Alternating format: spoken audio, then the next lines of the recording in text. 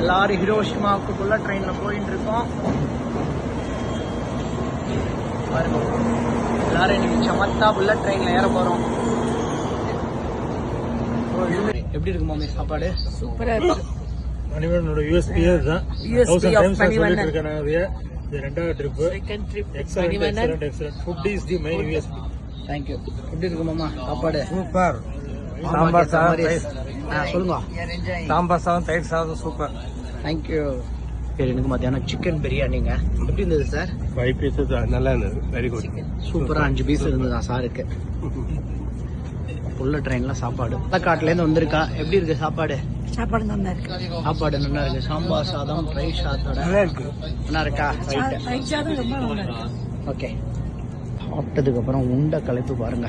எங்க group travel with me Manivannan, Krishnan, Sanjay, 289 9884925. Thank you.